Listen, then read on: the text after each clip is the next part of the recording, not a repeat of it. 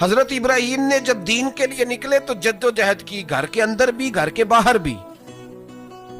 آپ کے والد کا نام طارق ہے، وہ توحید پرست تھے، ایماندار تھے، پرہیزگار تھے۔ آپ کے چچا کا نام آزر ہے، وہ بت پرست تھے، بت بیچا کرتے تھے۔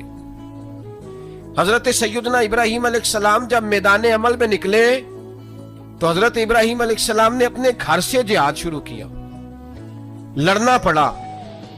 گھر کے اصولوں سے چچا نے جو رواج بنائے ہوئے تھے اس رواج سے ٹکرائے۔ فرمایا میں اپنے گھر کے اندر یہ بت پرستی نہیں ہونے دیں گا۔ چچا کو ایک دفعہ نہیں، بار بار 100 دفعہ سمجھایا۔ آپ کا چچا بت بنا کے بیچا کرتا تھا۔ حضرت ابراہیم علیہ السلام تھوڑے بڑے ہوئے تو کہنے لگا کہ چلو میرے ساتھ، تم بھی بت بیچنے ہیں، ہمارا کاروبار ہے۔ حضرت ابراہیم ساتھ نکلے تو بت پکڑا ہے، گندے پانی کے اندر اس بت کو ڈبوتے ہیں، کہتے ہیں کسی نے خریدنا ہے تو خرید لو، نہ یہ نفع دے سکتا ہے نہ نقصان دے سکتا ہے، جو اپنا آپ نہیں بچا سکتا تمہیں کیا بچائے گا، خریدنا ہے تو خرید لو۔ چچا کہنے لگا تو کاروبار چمکا رہا ہے کہ تباہ کر رہا ہے؟ گھر میں بڑے معاملات خراب ہوئے، جھگڑے ہوئے، لیکن حضرت ابراہیم علیہ السلام ایک منٹ کے لیے بھی اپنے گھر کے اندر بھی کمپرومائز کرنے کو تیار ہیں۔ یہ تھوڑا مشکل میں نے پہلو چھیڑ دیا ہے، یہ تھوڑا مشکل پہلو چھیڑ دیا ہے۔ تھوڑا سمجھدار آدمی ہے پر بیوی سے پردہ نہیں کرا سکتا، سیانا ہے، پنچایت کا بندہ ہے، جو اس سے آپ کہیں گے وہ بات یہ سنائے گا، لیکن کہتا ہے نہیں جی میں نے کوشش کر لی ہے۔ کس قسم کی کوشش ہے صاحب، کیسے ہو گیا؟ حضرت ابراہیم علیہ السلام نے گھر کے اندر سے فرمایا نہیں کرنے دوں گا، گھر کے اندر بھی ٹکرائے۔ فرمایا تم جو بھی ہو، پاش پاش کیا چچا کے اصولوں کو، اور باہر جب نکلے تو صرف علاقے کے چیئرمین سے نہیں ٹکرائے، ایم پی ایم این اے وزیر مشیر سے نہیں ٹکرائے، سپر پاور نمرود دنیا کا واحد حکمران تھا اس وقت، دوسرا کوئی حکمران ہی نہیں تھا، اکیلے حکمران سے جا کر ٹکرائے۔ کوئی ساتھ فوج نہیں تھی، کوئی ساتھ ان کے طاقت بظاہر دنیا داری کی کوئی نہیں تھی، پر حضرت ابراہیم جا کے ٹکرائے۔ اور میرے رسول پاک صلی اللہ علیہ وسلم نے سند بیان کی، فرمایا افضل الجہاد کلمۃ الحق عند سلطان الجابر۔ فرمایا سب سے افضل جہاد یہ ہے کہ تو ظالم بادشاہ کے سامنے کھڑے ہو کے حق بات بیان کر دے، یہ سب سے بڑا جہاد ہے، یہ سب سے افضل الجہاد کلمۃ الحق عند سلطان الجابر، سب سے بڑا جہاد۔ حضرت ابراہیم کھڑے ہو گئے، سپر پاور سے ٹکرائے۔ یہاں ہم لوگ حکمتوں کا شکار ہیں، دیکھیں گے، کریں گے، سوچیں گے، اور مولوی صاحب کو ویسے کہتے ہیں آپ پرہیز کریں سیاسی باتوں سے۔ بھئی اللہ کے ہر نبی نے جا کے وقت کے ظالم حکمران کو لتاڑا ہے، للکارا ہے، یہ تو مشن انبیاء ہے۔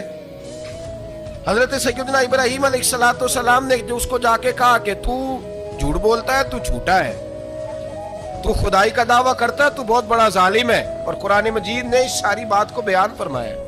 حضرت ابراہیم علیہ السلام سے کہنے لگا میں رب ہوں، تو آپ نے فرمایا میرا رب تو وہ ہے جو زندہ کرتا اور مارتا ہے، تو پھر آپ حق بات بیان کریں گے تو اللہ مارے گا کہ بندہ مارے گا؟ کچھ بھی نہیں ہوتا، کیونکہ زندگی موت کس کے ہاتھ میں ہے؟ اللہ کے ہاتھ میں، زندگی موت اللہ، کچھ بھی نہیں ہوتا۔ انسان صحیح سمت کا تعین کرے اور صحیح چلے۔ حضرت علی شیر خدا سے کسی نے کہا تھا کہ آپ کے بڑی دشمنی ہے، کوئی محافظ رکھ لیں۔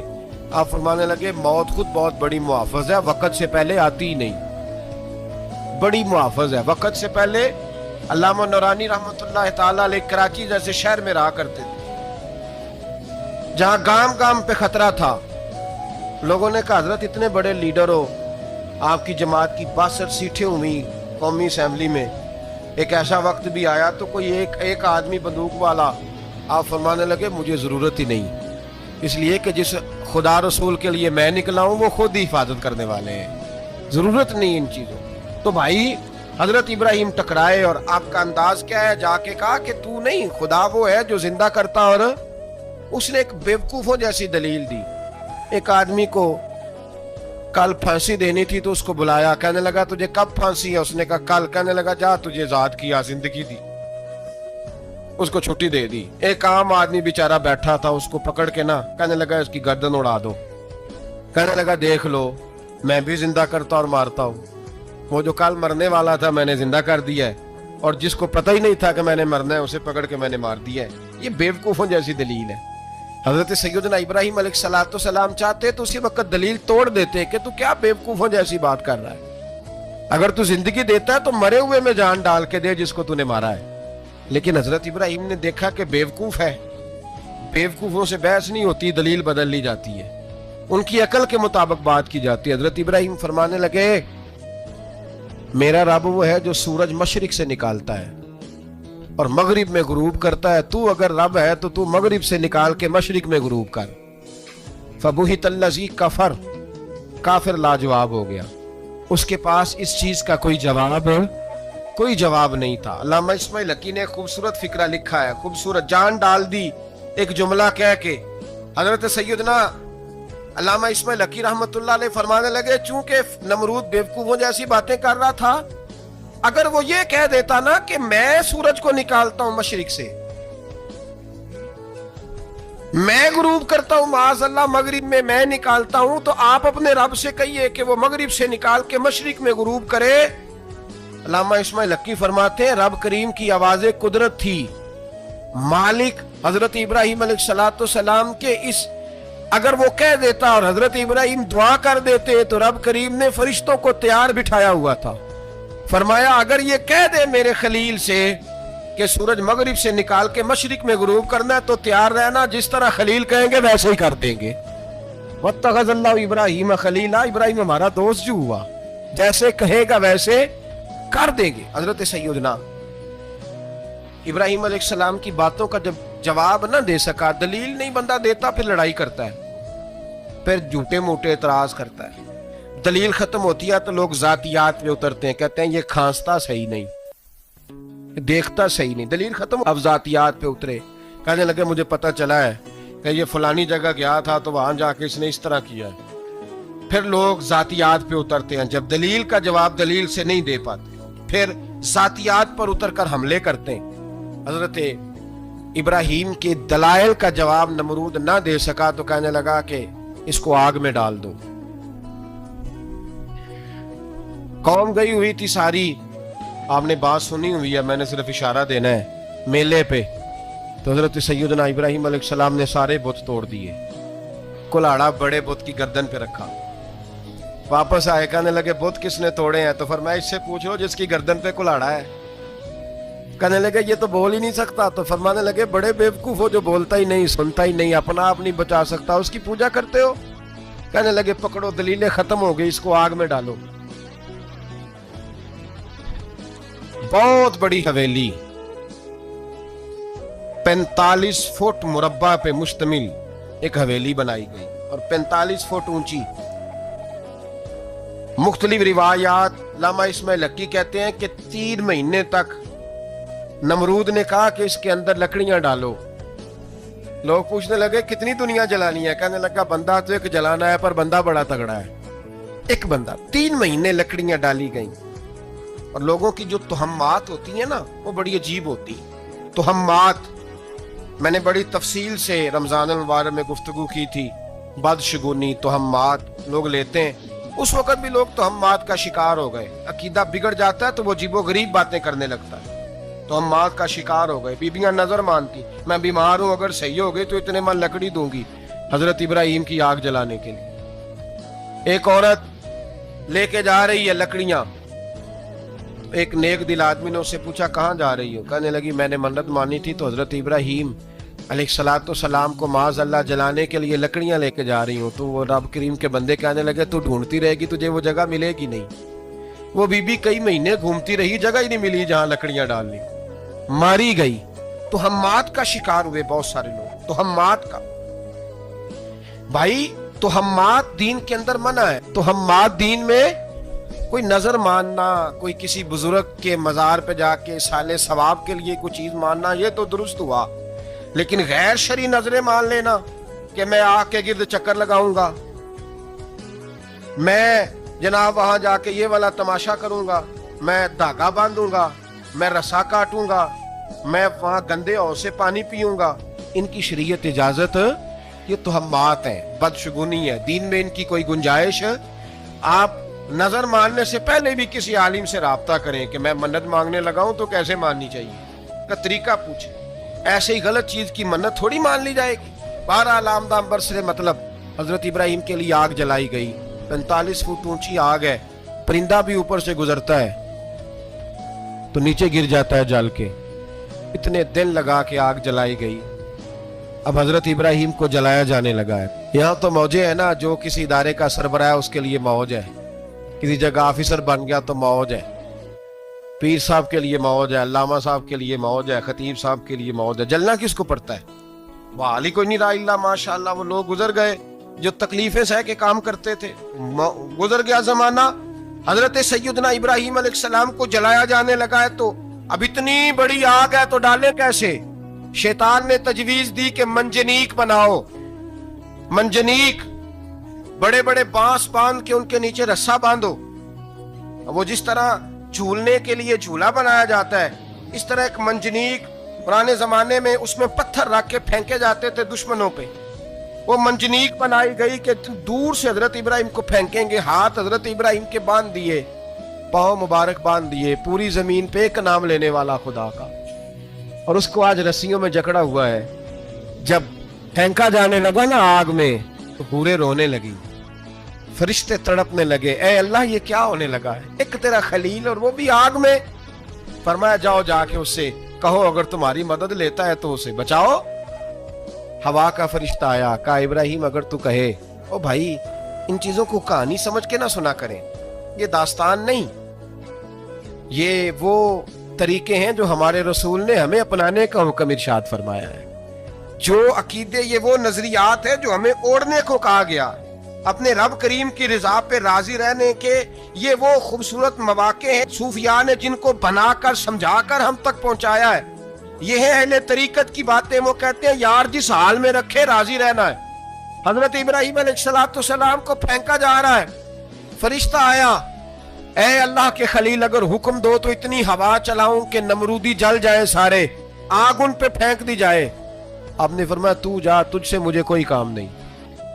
थोड़ी देर के बाद पानी का फरिश्ता आया, कहा हुजूर इतनी बारिश बरसाऊंगा कि आग बुझ जाएगी। फरमाया तू जा, तुझसे कोई काम नहीं। अब जब मंजनीक में रख दिए गए, आग में जाने का लम्हा है, तैयारी है, हजरत जिब्रील अमीन हाजिर खिदमत हुए। कहा इब्राहिम कोई हाजत? फरमाया तुझसे कोई नहीं। कहा चलो मुझसे नहीं तो रब करीम से ही बात कर लो, मुझे पता है मैं छोटा हूं, आप मुझसे मदद क्यों लोगे, रब करीम से ही बात कर ले। तो हजरत इब्राहिम कहने लगे जिब्रील ये बता, रब को नहीं पता उसका खलील किस हाल में है? उसे नहीं पता मैं किस हाल में हूं, मेरे हाथ बंधे हैं, पैर बंधे हैं आग में, उसे नहीं पता।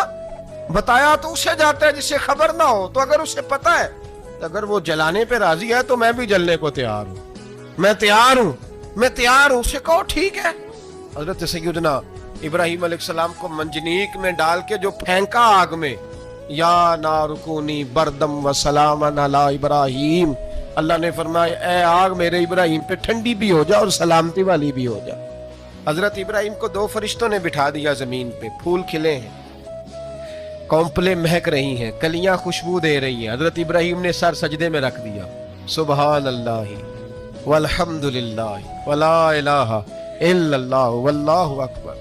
हजरत इब्राहिम अल्लाह की तस्बीह पढ़ने लगे, रब करीम का शुक्र बजा लाने लगे। निकले वहां से, कुछ दिन गुजर गए, निकले, हुक्म हो गया इब्राहिम इलाका छोड़ दो। हजरत इब्राहिम अलैहिस्सलाम वहां से निकल के मिस्र आए, चचा के पास ठहरे। उन्होंने अपनी बेटी जनाबे सारा का निकाह कर दिया। कुछ आगे बढ़े तो एक जालिम बादशाह से टकराए। उसने एक शहजादी, एक बादशाह की बेटी कैद की हुई थी, जनाबे हाजरा नाम था।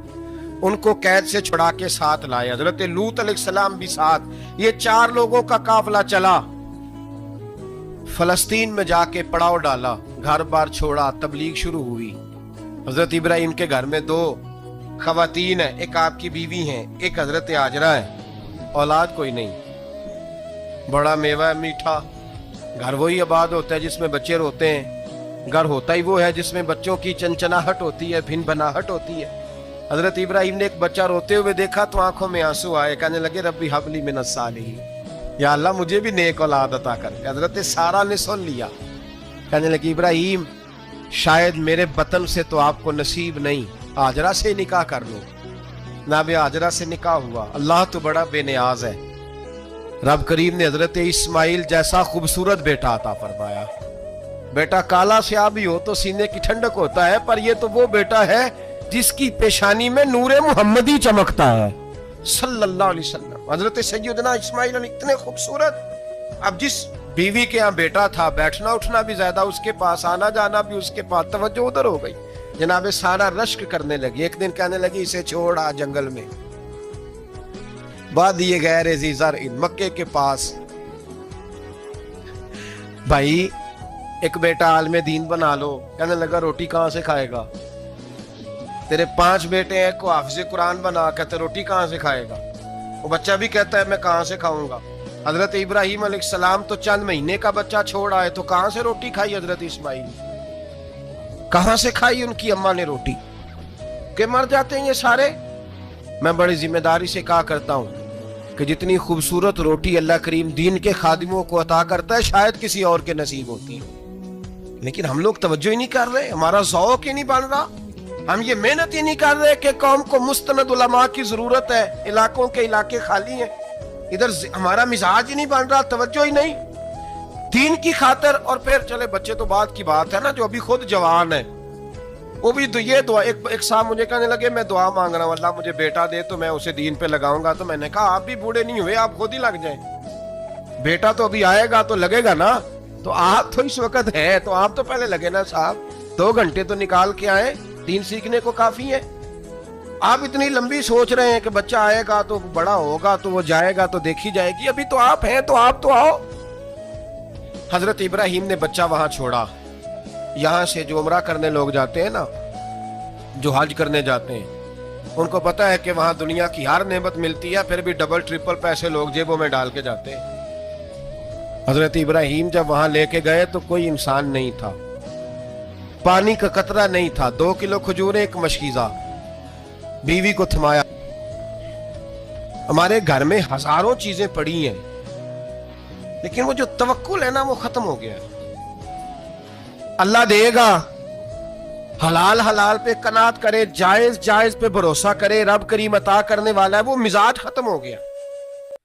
हजरत सैयदना इब्राहिम अलैहिस्सलाम 2 किलो खजूरें, एक मिशकीजा पानी का दे करके, और वहां बिठाया आपने अपने बच्चे को और अपनी जौजा जनाब हाजरा को, और बिठा करके ये वापस पलटने लगे तो हजरत हाजरा सलामुल्लाह अलैहा ने आवाज दी, कहा इब्राहिम किसके सहारे पे छोड़ के जा रहे हो?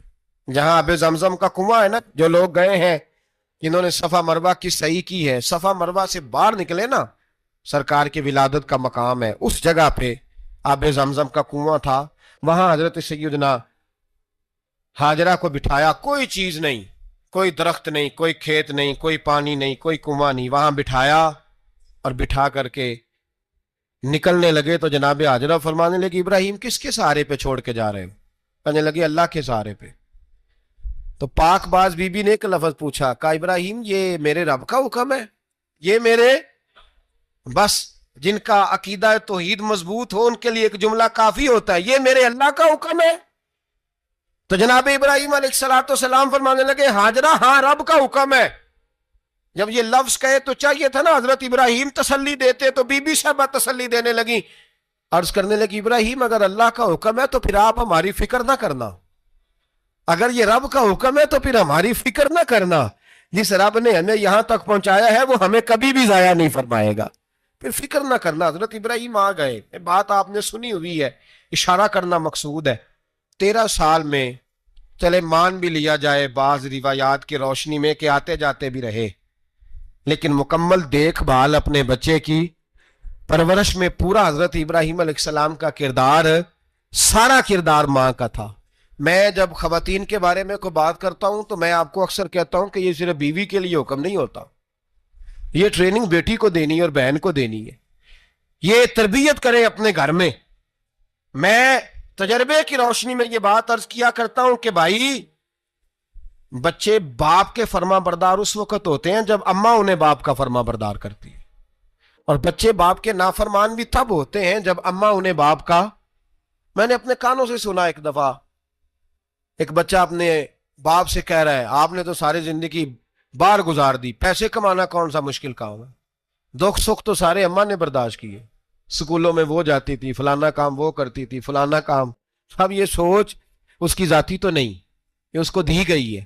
اور اگر اس کو یہ سوچ دے دی جائے کہ اماں کہے کہ میں تو اپنوں میں رہی ساری زندگی، میں نے تو اپنوں میں وقت گزارا، اور تیرا باپ تو کئی دفعہ جنازے بھی نہیں پڑھ سکا، نے تو ماں باپ ایسے دفن کر دیے، وہ اگر یہ سوچ فراہم کرے تو پھر بچہ باپ کا فرما بردار ہوتا ہے. اور یہ والی روایتیں ہم بیوی کو سناتے ہیں، حالانکہ کس کو سنانی چاہیے؟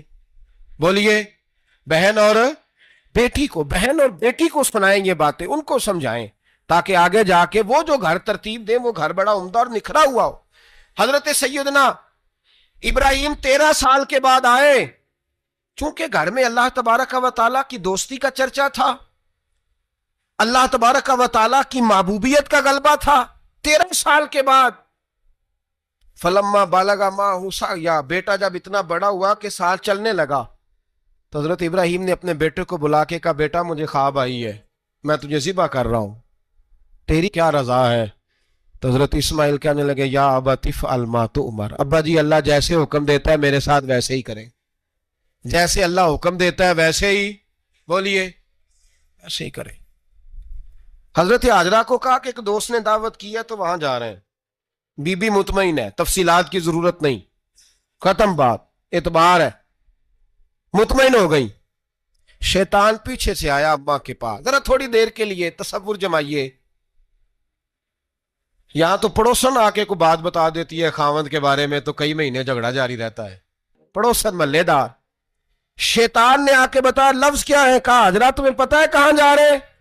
کہا دوست کی دعوت میں. تو کہنے لگے دوست کون ہے؟ رب کریم، اور ابراہیم کا خیال ہے کہ اس رب نے مجھے حکم دیا ہے کہ میں ذبح کروں. تو حضرت حاجرہ کہنے لگی کبھی باپ بھی بیٹا ذبح کرتے ہیں؟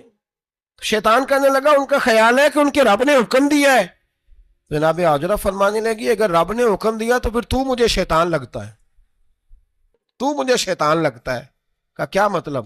فرمانے لگی اگر رب کریم کا حکم ہے تو میرے پاس ایک اسماعیل ہے، اگر 1000 بھی ہوتے میں سارے اللہ کے راستے میں پیش کر دیتا، دے دیتی. مالک کا ہی تو ہے سارا کچھ، اسی کا ہے، اس میں لیت اللہ کی کیا گنجائش؟ حضرت سیدنا ابراہیم علیہ السلام نے بیٹے کے حلق پہ چھری رکھ بھی دی اور چھری چلا بھی دی، رکھ بھی دی، اور وہ تو اللہ کریم نے فرمایا یا ابراہیم قد صدقت الرؤیا، ابراہیم تو نے خواب سچا کر دکھایا.